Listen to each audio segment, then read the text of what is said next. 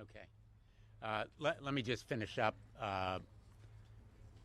with a few quick points. Um, as I was saying, we're 20 years removed from 9/11, and there seems really no basis to claim that sources or methods would be endangered by revealing this information. And if there are, the government should at least make that point. So far, it has failed or refused to do so. It has refused to provide any explanation or justification. So I went to the floor of the United States Senate last week. I'm going to be there again this afternoon. I encourage my colleagues to join me in the weeks leading to 9/11. And I encourage the families to do what they are doing today, which is to raise this issue as vehemently and vociferously as they can to arouse the conscience of the American people, because the American people should be outraged that their government continues to conceal this evidence and information without any explanation or justification to them. This cause is bigger than these families, even though it is justice for them that is immediately at stake. The Saudi government ought to be held accountable in court and in the court of public opinion if it deserves it. And the credibility of the United States of America is on the line here, which is a powerful reason to make this information public. All too often, we sit through classified briefing, and I ask at the end of many of them, why the American people can't know what we've just heard. Documents are overclassified as it is in many areas, and in this area there is no justification for continued secrecy, at least so far as the government has explained. Thank you.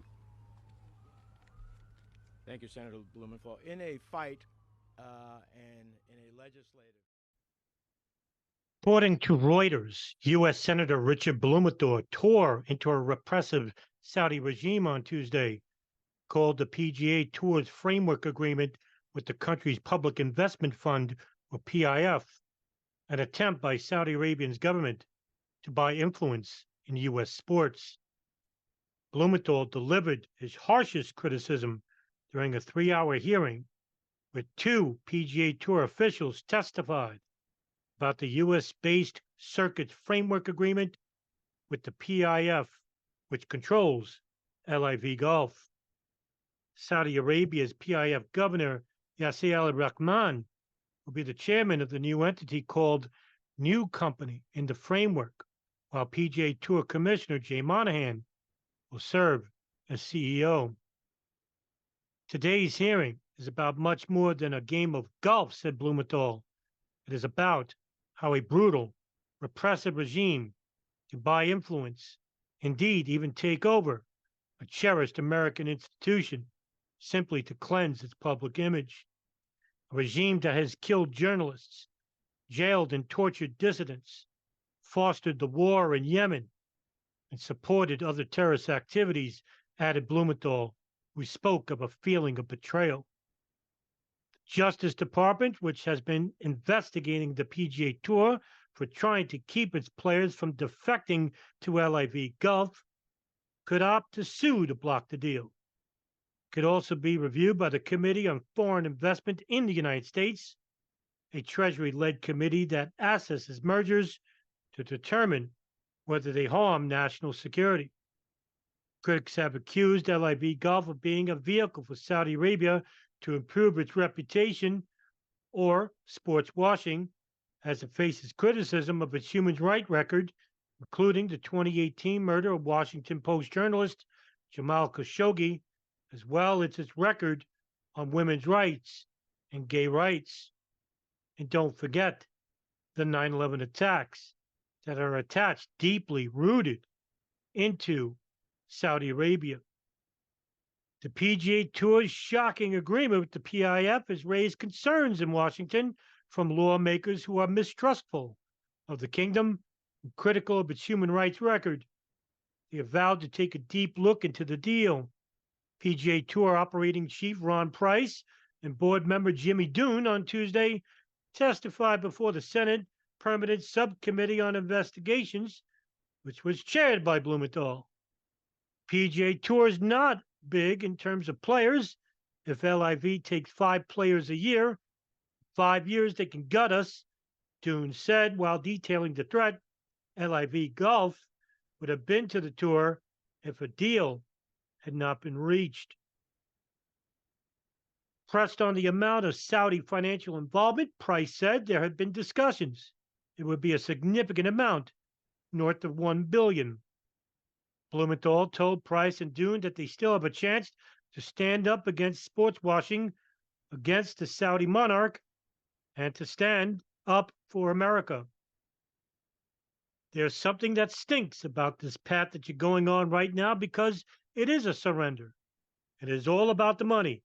And that's the reason for the backlash that you see, Blumenthal went on to say. The Senate committee also released a 276-page memo that included new correspondence on how the framework deal between the PGA Tour and Saudi-funded LIV Golf came together.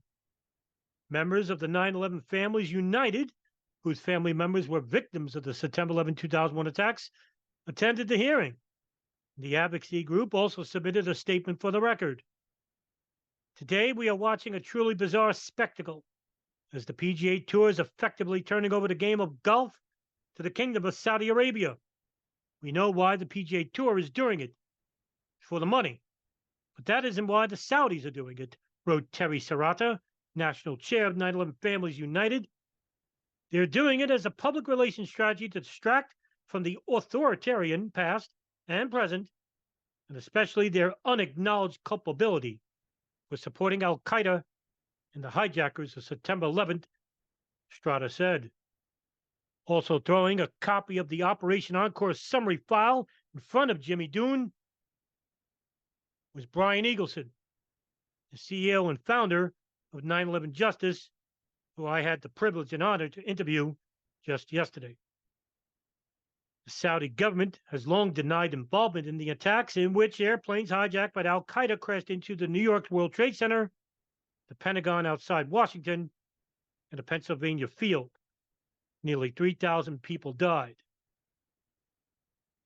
And if that isn't enough, you can always count on a number of congressmen who continue to not declassify the FBI's investigation, as well as the CIA and the NSA investigation into al-Qaeda while living inside the United States, let alone the foreign intelligence networks of Saudi Arabia and, of course, Israel, who had operatives on the ground living next door to the members of the al-Qaeda members who were involved with the plane's operation, even many years prior to the attacks taking place.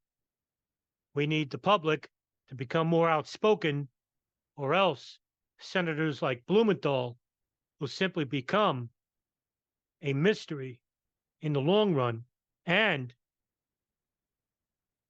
less voices for the victims' families to be heard in the distant future.